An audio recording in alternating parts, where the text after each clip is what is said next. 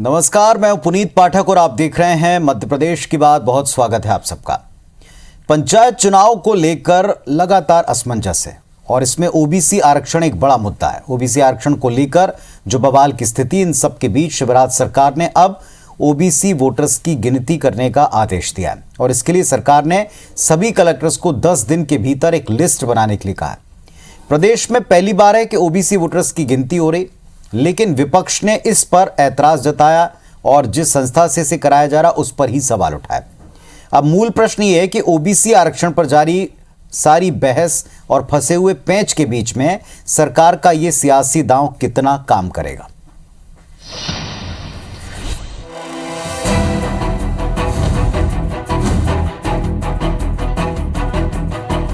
पंचायत चुनाव में ओबीसी आरक्षण खत्म होने के बाद छिड़े सियासी घमासान के बीच राज्य सरकार ने पहली बार ओबीसी वोटर्स की गिनती शुरू करा दी है। 10 दिन के भीतर सभी वोटर्स की गिनती होगी। इसका जिम्मा 22,000 पंचायत सचिवों, 12,000 पटवारियों और 20,000 रोजगार सहायकों को दिया गया है। सरकार ने ये आदेश 23 दिसंबर को कलेक्टर्स को भेजा है, जिसमें 7 जनवरी तक गिनती कर पूरी जानकारी मांगी गई है। वोटर्स की गिनती सभी ग्राम पंचायतों के वार्ड इकाईवार और पंचायतवार होगी। इनमें जितने भी पिछड़ा वर्ग के वोटर हैं, उनकी एक्सेल शीट तैयार होगी। यही शीट सरकार के पास पहुंचेगी। इससे पंचायतों के चुनाव में ओबीसी वोटर और आरक्षण की तस्वीर साफ हो सकेगी। शिवराज सरकार के इस फैसले के बाद एक बार फिर ओबीसी आरक्षण पर सियासत गरमाई हुई है। कांग्रेस इसे असंवैधानिक बता रही है। कांग्रेस का दावा है कि सरकार जिस आयोग से ओबीसी वोटर्स की गणना करवा रही है, वो आयोग ही असंवैधानिक है। हालांकि बीजेपी इससे इत्तेफाक नहीं रखती। बीजेपी विधायक यशपाल सिंह सिसोदिया इस आदेश के पीछे गजब का तर्क दे रहे हैं। पंचायत चुनाव में पिछड़े वर्ग के साथ हेराफेरी करके उसको उलझाए रखना चाहते हैं। उसी उद्देश्य से इस तरह की जनसंख्या की वोटर्स की गिनती करा रहे हैं, जो कहीं से उचित नहीं है। इसके लिए उन्हें अलग से आयोग गठित करना चाहिए। पूरा प्रदेश जानता है, पूरा देश जानता है कि मध्य प्रदेश में पिछड़े वर्ग की आबादी 52% से भी अधिक है। तो फिर उसमें वोटर्स की गिनती का सवाल उठता ही कहां पर? ये तो निश्चित सरकार पिछड़े वर्ग को गुमराह करने के लिए ऐसा काम कर रही है, जो कहीं से भी उचित नहीं है। अगर किसी एक वर्ग विशेष की जनगणना को काउंटिंग कर रही है, तो कांग्रेस को क्यों आपत्ति होना चाहिए? हमारा तो कहना है कि आंकड़े आना ही चाहिए, ताकि उसी के आधार पर उसको सम्मानजनक अधिकार प्राप्त हो सके। कांग्रेस लगता है कि इसका भी विरोध कर करके और ओबीसी के साथ फिर कहीं न कहीं नाइंसाफी कर रही है। ओबीसी आरक्षण पर बीजेपी और कांग्रेस में जारी तकरार के बीच पहले चरण के लिए पंचायत चुनाव के दावेदारों ने नामांकन दाखिल कर दिए हैं। चुनाव चिन्ह अलॉट होती प्रत्याशियों के पोस्टर बैनर तैयार हो रहे हैं। गांव में सरपंच प्रत्याशियों ने अपने घोषणा पत्र भी जारी किए हैं। बावजूद इसके मध्य प्रदेश में पंचायत चुनाव होंगे, इस पर सस्पेंस बरकरार है। नवीन कुमार सिंह, IBC 24, भोपाल। तो इस मसले पर जितना हल की तरफ पार्टियां बढ़ने का संकल्प ले रही हैं, उतनी ही ज्यादा दुविधा, उतने ही ज्यादा प्रश्न हर एक स्टेप पर, हर एक चरण में या हर एक कदम के ऊपर बढ़ते दिख रहे हैं। हमारे साथ में इस वक्त दो बहुत ही जिम्मेदार लोग हैं इस विषय पर चर्चा की और अपना अपना पक्ष रखने के लिए। रामकिशोर दोगने साहब हैं, पूर्व विधायक कांग्रेस पार्टी से, और डॉक्टर दुर्गेश केसवानी जी हैं, भारतीय जनता पार्टी से। आप दोनों को नमस्कार, बहुत स्वागत है आपका इस मंच पर। सबसे पहले डॉक्टर दुर्गेश केसवानी साहब, सरकार इस मुद्दे को हल करने के लिए मंच के ऊपर जितनी बातें कहती है, जितने कदम उठाती है, विपक्ष ने हर एक के ऊपर सवाल उठाए।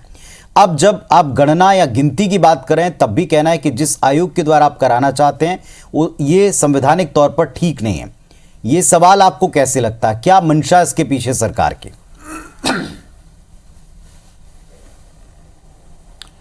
देखिए पुनीत जी, जो आपने प्रश्न पूछा कि भाजपा सरकार क्या चाहती है, निश्चित रूप से हमने अपनी स्थिति सदन में भी स्पष्ट की। हमने मीडिया के समक्ष भी उस चीज को स्पष्ट किया कि हम जो आरक्षण के पक्षधर हैं, और स्थिति स्पष्ट करने तक ही इस बात को सीमित नहीं है। हमने जब हमारे जो पूर्व को आप देखेंगे, जब कमलनाथ जी सरकार में थे और जब उन्होंने 27% आरक्षण का शगुफा छोड़ा था, जिस तरह से उन्होंने उन सब चीजों को अधर में छोड़ दिया था, अगर उसको अक्षरशः किसने पालन किया तो वो भारतीय जनता पार्टी की सरकार ने किया, भारतीय जनता पार्टी ने किया।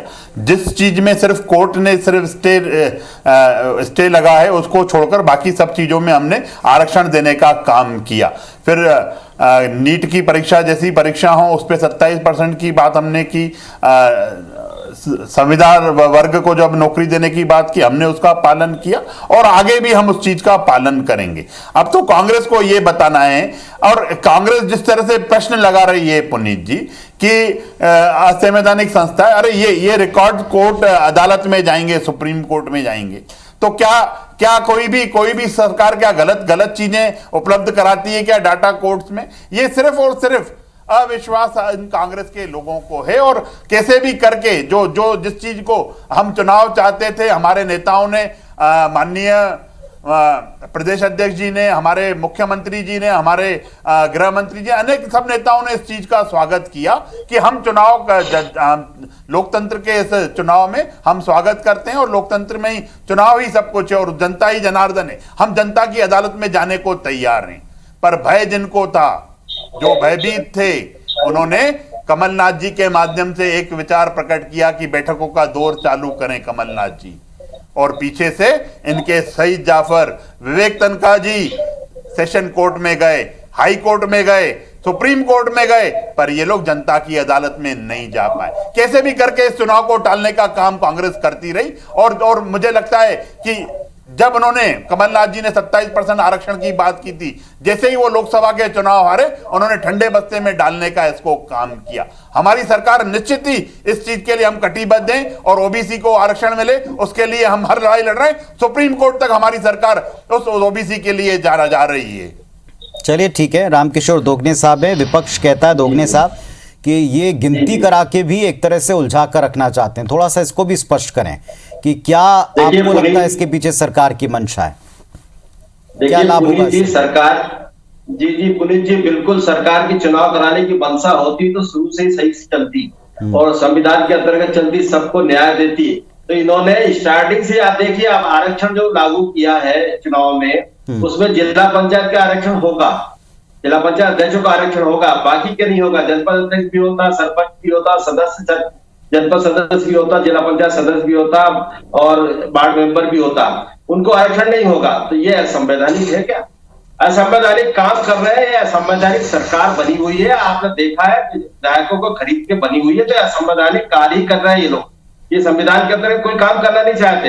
अभी आयोग के ऊपर छोड़ दिया, अरे भाई जनगणना आपके पास 2011 की है, 51% से प्लस ओबीसी है, 51% से ज्यादा ओबीसी है, तो आप उसके आधार पर करिए ना, आरक्षण ले लीजिए ना, कोई दिक्कत हो रही है ना। आप नई जनगणना कराएंगे, ये करेंगे, आप एकदम से कर लेंगे क्या? आपने चुनाव का आरक्षण नहीं कराया, परिसीमन नहीं कराया, चुनाव डिक्लेयर कर दिए, 2014 के हिसाब से चुनाव डिक्लेयर कर दिए, ये कौन सा संविधान बोलता है आपका? आप बताइए, जिसका अधिकार है, जो 5 साल में चक्रानुपात से होना चाहिए आरक्षण, तो वो अधिकार नहीं मिल रहा है, और अगर विपक्ष बोलता है, बात उठाता है, अधिकार दिलाने की बात करता है, तो आपको गलत लग रहा है। आपको सोचना चाहिए तो कि सबको अधिकार मिले, सबका अपना अपना अधिकार से काम हो। आपने 2.5 साल से ये निकाल दिए, पंचायत के 2-2.5 साल ये निकल गए हैं, 7 साल से एक आदमी काम कर रहा और 5 साल फिर आरक्षण हो गए, उसको वापस दे दो आप, तो वो चलाएंगे क्या? और उसके साथ भी दोहरा मापदंड, आपने जिला पंचायत अध्यक्ष के लिए आरक्षण करने का तारीख घोषित कर दी और बाकी लोगों के लिए नहीं कर दी। अरे भैया, आपको टाइम मिला था, ये कर देते। और जो आरक्षण की बात कर रहे हैं, कांग्रेस देना नहीं चाहते, कांग्रेस ने दिया है। आपको शर्म आना चाहिए, आपकी 15 साल सरकार थी, ओबीसी के मुख्यमंत्री थे, उन्होंने आरक्षण नहीं दिया है। 27% आरक्षण कमलनाथ जी ने दिया है, और वहां जाकर आपने हाईकोर्ट में रुकवाया है, और हाईकोर्ट में रुकने के बाद इसलिए अटका हुआ था। और आपको देना होता, आपकी नियत होती तो 15 साल आपकी सरकार ओबीसी वोटर्स की गिनती करने का जो आयोग को ये जिम्मेदारी दी गई, या उसके कहने पर ये जो आदेश दिया गया 23 तारीख का, इसे किस तरह लेती कांग्रेस पार्टी? इससे क्या लाभ होगा उनको? देखिए, इससे कोई लाभ नहीं होगा, सिर्फ उलझाने का काम है, ये भाजपा का सिर्फ उलझाने का काम है। आप बताइए, तो मैं बता रहा हूँ ना कि आपको अगर आयोग से गणना कराने की जरूरत क्या थी? आपको जनगणना है 2011 की, जनगणना में स्पष्ट है 51% 51 से ज्यादा ओबीसी है, तो उसके हिसाब से कर लीजिए, कोई दिक्कत थोड़ी ना, वो रिपोर्ट लिखिए ना आप। आपको दे रहा है, जनगणना तो है आपके पास, आप अभी किस आधार पे कराएंगे? जैसे आप वोटर लिस्ट में देखेंगे, वोटर लिस्ट में कोई जाति नहीं होती, कोई वर्ग नहीं होता है, तो कैसे जनगणना करोगे आप वोटर लिस्ट से? आप ये तो देखें पहले कि या तो फिर 1 to 1 फिर गणना कराएंगे, तो 1 to 1 गणना हो रही है एक सप्ताह में पूरे प्रदेश की।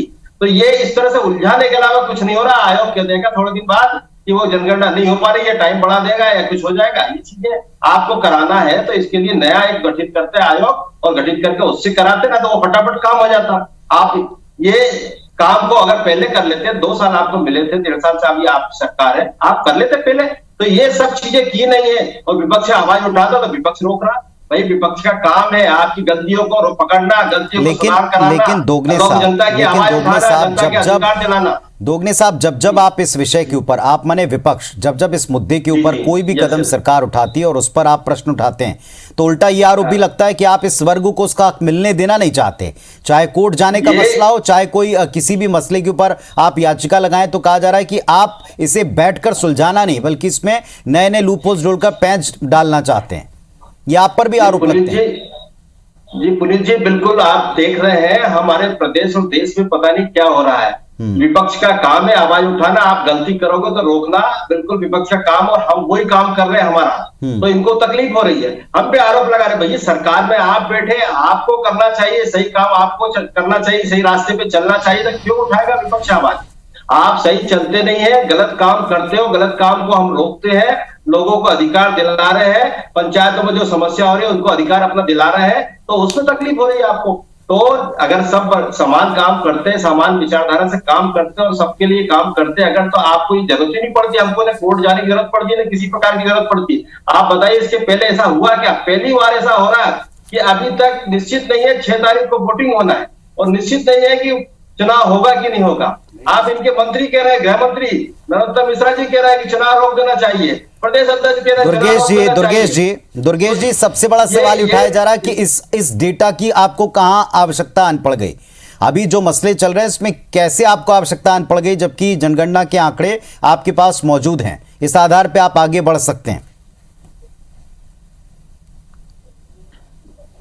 देखिए पुनीत जी, मैं हमारे जो प्रवक्ता साथी हैं उनकी बात सुन नहीं पाया, आवाज शायद आ नहीं पा रही थी यहाँ तक। पर जो आप प्रश्न कर रहे हैं, तो निश्चित रूप से सुप्रीम कोर्ट ने इस चीज को किया है कि सुप्रीम कोर्ट ने निर्देश दिया है सरकार को कि ट्रिपल टेस्ट का पालन किया जाना चाहिए, और उसके आधार पे सरकार काम कर रही है। अब कांग्रेस के शायद साथी ये भी बोल रहे थे कि संवैधानिक और खरीद कर बनाएं। अरे तो आपके जब लोग थे तो आप उसको प्रूव करते। जैसे अभी आपको लगा कि हम संविधान के खिलाफ हम काम कर रहे हैं, तो आपने अपने लोगों को लगाया, तनख्वाह जी को लगाया, इनको लगाया, पर इसको आप मानो तो सही कि आप चुनाव नहीं कराना चाहते हो। एक तरफ आप बैठकों की बात करते हो, यही कांग्रेस की कथनी और करनी का अंतर है। जब आपको चुनाव कराने थे तो फिर कोर्ट क्यों गए, और कोर्ट गए तो फिर चुनाव टालने की मंशा है, आप कोर्ट जा रहे हो। आप अधिकारों की लड़ाई नहीं लड़ते हो। आपको कुल मिलाकर आपको सरकार गलत काम सत्ता में कैसे भागीदारी हो, कैसे वो करें, कांग्रेस का ध्येय ये रहता है। आप जब भी ये देखोगे पुनीत जी, ये इसके इर्द गिर्द ही बात करेंगे। और आप बोल रहे हो कि विपक्ष को जनता की आवाज उठाने का वो है, तो निश्चित रूप से वो हथियार जनता ने आपको दिया है, पर उनके हक की लड़ाई तो लड़ो। आपने कोरोना काल में उनके साथ खड़े नहीं रहे, जब आपदा विपदा पाला पड़ता है तब आप खड़े नहीं रहते हो। आपकी सिर्फ और सिर्फ एक ही लालसा रहती है कि एन कैन पकड़े सत्ता वापसी में, सत्ता की प्राप्ति के लिए हमारे काम करने चाहिए। जनता के अगर दुख में, दर्द में, अगर तकलीफ में खड़े होते ना कांग्रेस के लोग दोगने जी, तो चलिए ठीक है। अब जरा एक ब्रेक के बाद इंजेक्शन किसने बेचे? तो ये बिस्तर बेचे, बेड बेचे, अस्पताल में जाके आपने दोगने साहब वो सारे विषय पर हम काफी चर्चा कर चुके हैं, और आज हमारी मूल चर्चा का विषय से लाभ क्या होगा जब दोनों पक्ष इस बात को जनता तक और स्पेशली ओबीसी वर्ग तक पहुंचाना चाहते हैं, दर्ज कराना चाहते हैं कि हम आपको इतना 27% रिजर्वेशन देने के पक्ष में हैं और हमने इस पर काम किया है और हम नियमों का पालन कराना चाहते हैं, तो फिर इनसे किसको नुकसान पहुंच रहा है और किसको लाभ हो जाएगा? रामकिशोर दोगने साहब, जब सरकार भी चाहती है कि ओबीसी वर्ग को लेकर के वो काम करे, चुनाव का ऐलान भी जाहिर तौर पर सरकार ने अपनी सोच समझ कर निर्णय अपनी नीति के मुताबिक और टाइमिंग के मुताबिक लिया। विपक्ष भी कहती है कि हमको चुनाव से कोई गुरेज नहीं, हम भी चुनाव में जाना चाहते हैं। जनता को समझ में नहीं आ रहा कि दरअसल इन लेट करवाने से लाभ किसको हो रहा है, जब दोनों पक्ष वही बात कह रहे हैं।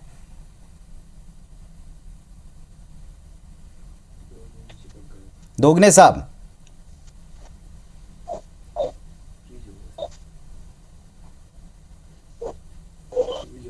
चलिए शायद दोगने साहब तक मेरी आवाज नहीं पहुंच रही। केसवानी जी, ये सवाल बीजेपी से भी है, विपक्ष को इसमें भला क्या लाभ होगा, जबकि विपक्ष भी चाहता है कि 27% आरक्षण मिले और वो भी सरकार के साथ में सदन में भी कह चुका है कि हम साथ चल के बात करने तैयार हैं। देखिए पुनीत जी, आपका यह प्रश्न निश्चित रूप से समसामयिक के जो भी विषय चल रहा है उस पर आप बात कर रहे हैं। तो कांग्रेस को भय इसलिए था इस चुनाव में, जिस तरह से 28 चुनाव में कांग्रेस की गत हुई, जनता ने इनको नाकार दिया। जब 4 उपचुनाव हुए तब जनता ने इनको नाकार दिया, और आज जब इनके पास उपलब्धियों के नाम पर कुछ भी नहीं है तो ये जनता के बीच में जाएंगे कहाँ। इसके साथ इसके उलट अगर आप हमको देखेंगे तो हम माननीय मोदी जी का जो मूल मंत्र है, सबका साथ, सबका विकास, सबका विश्वास और सबका प्रयास, उसको लेकर हम जनता के बीच में हैं।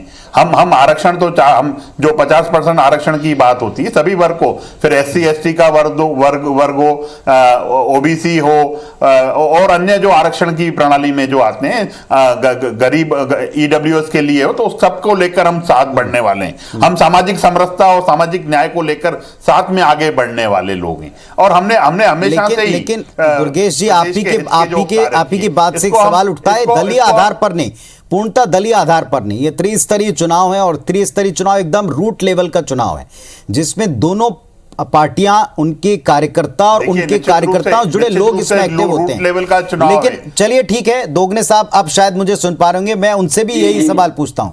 दोगने साहब, लाभ क्या होगा इससे सरकार को? सत्ता पक्ष तो कहता है कि विपक्ष चाहता नहीं और भाग रहा थोड़ा चुनाव से, क्योंकि उनकी स्थितियां उन्होंने अपने पिछले चुनाव में देख ली, बांप ली।